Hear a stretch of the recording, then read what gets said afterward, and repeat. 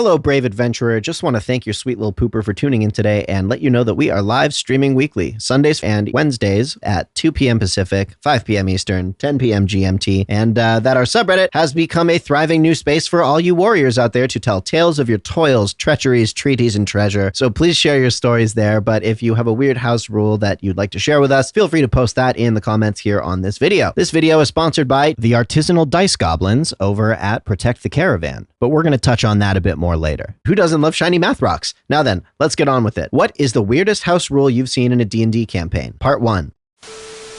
Over the years, I've seen and used dozens of house rules. As a DM in the heyday of 3.5, I was big on book limiting. The day a player showed up to a game with a copy of Savage Species and a source book on Drow that asked if they could use the Drow feat to triple the number of times per day they could use each of their spell-like powers in combination with a monster race that had 6-level spells as spell-like abilities?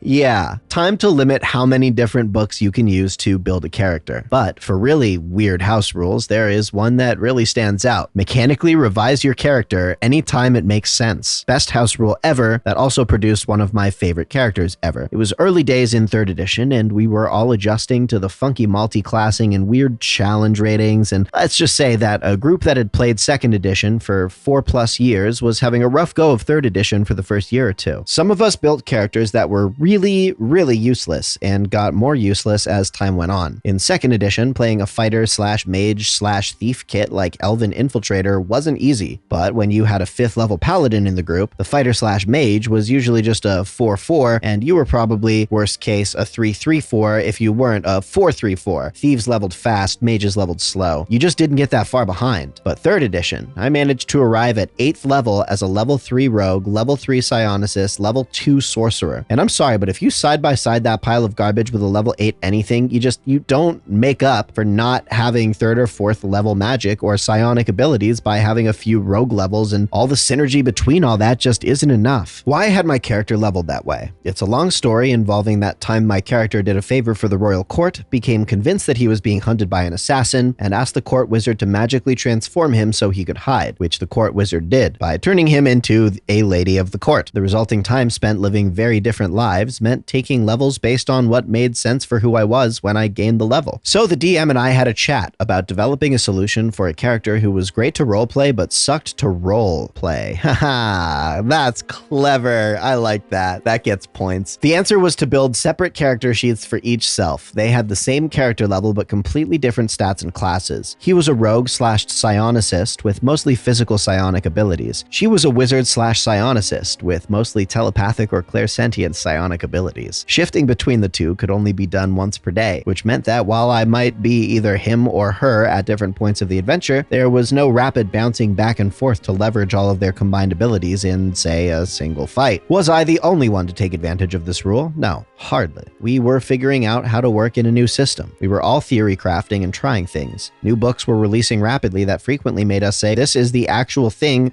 I was trying to build out of these other parts, but with unique abilities that both make sense for my character and that didn't exist when I was building them. Our campaigns lasted years. Characters we started in high school were still being played in college. Having the ability to mechanically respec your character as the game evolved meant the story kept going, and none of us said things like, can I retire this character that I've played for 9 months because they're mechanically screwed and the game isn't fun anymore? It also meant we didn't say, my character is mechanically screwed, so I'm not having fun. And someone else in the group is also screwed and not having fun, so we'd rather start a new game than keep playing this one, because that just results in people who are happy having to retire their characters early, lest the group unravel. As house rules go, I've never seen another group do it, but I really love the games we played that had it.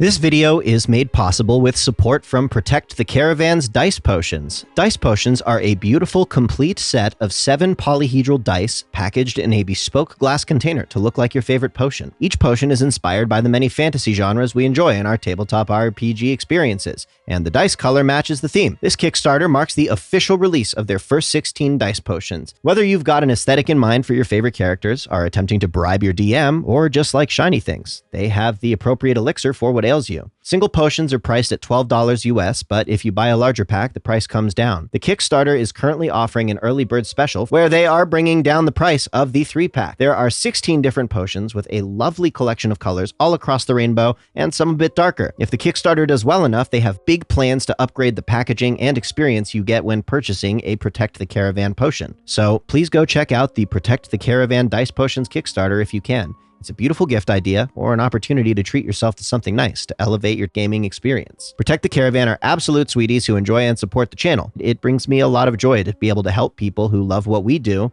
what they love in return. It helps the overall community of tabletop gaming when you support the small businesses that make it go round. Thanks for sticking around. Back to it.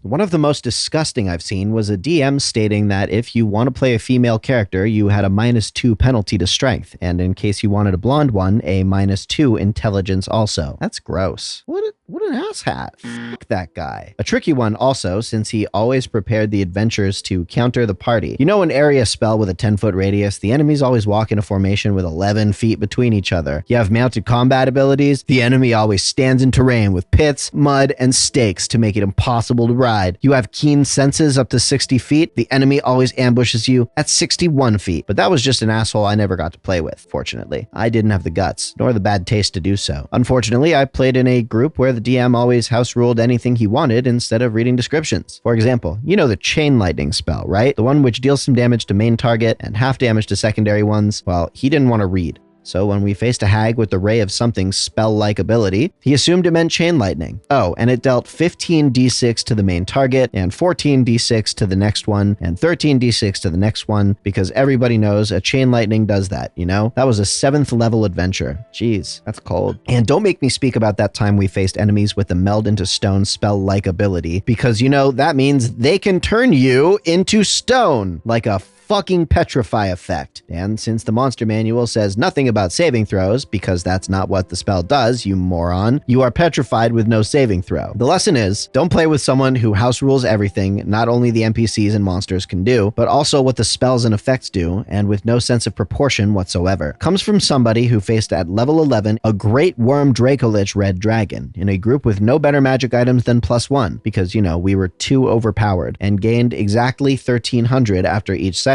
no matter what. And after we managed to roll an incredible number of critical hits, trick the dragon into some absurd cave collapse, and spend every scroll and magic item you could imagine, the DM told us after some research that the Dracolich phylactery was in the center of a pure adamantite mountain, also completely affected by an anti-magic field. That didn't affect the phylactery, of course. That's when the whole group said, okay, you suck, and it's no longer funny enough to withstand your crazy twisting of the rules. We never let him DM again. In fact, we never played anything with him again. That's probably for the best. I hope he got better. I hope he learned.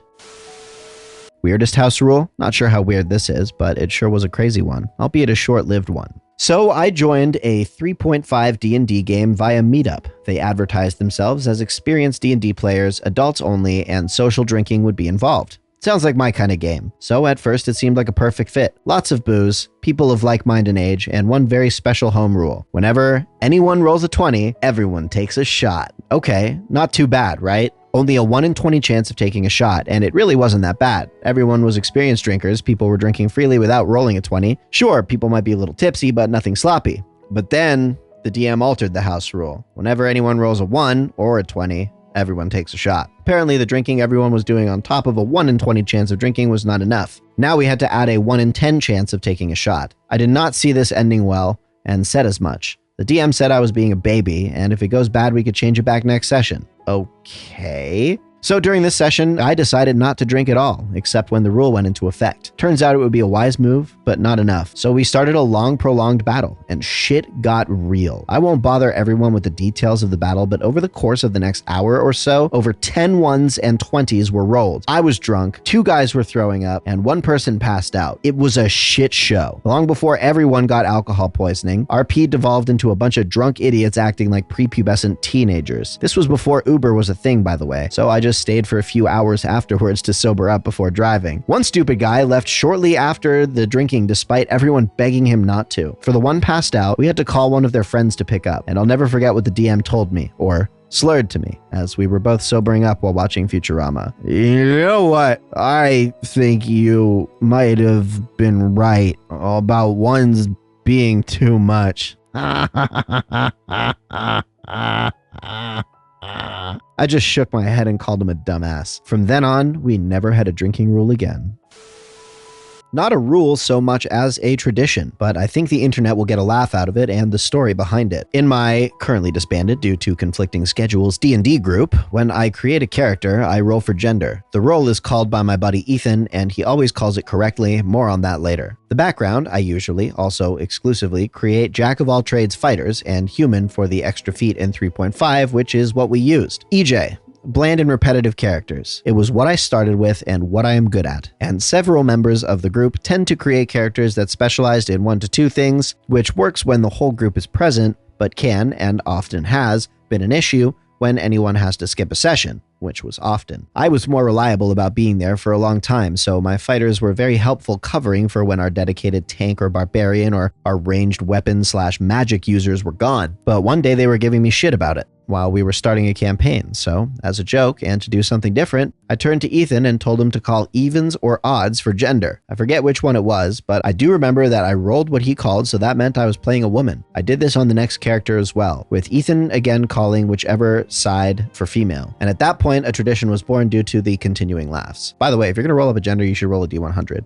Nailed it. Out of 12 characters, actually 13, but one was a Warhammer orc with no gender, created with that group. 9 of them were female, including all of the ones that did anything epic, and one of the 3 males was still called correctly by my buddy. He felt like changing it up on his end for once, with the other 2 not being rolled due to setting issues, making it impractical. We were so flabbergasted by this trend that we even did best of 5 one time, and Ethan still called it. I mostly kept doing it to see if he ever called the roll wrong, and he never did, on this subject anyway, and it became so normal that all I had to say was evens or odds during character creation, and everyone knew what I was asking. The fact he almost always called it for female and was always right eventually meant that I was just expected to have a female character after about the 4th time we did this. So our group's weirdest rule was that I, and only I, had to roll for gender of my character due to a joke that became a tradition and that we kept doing because we found it hilarious.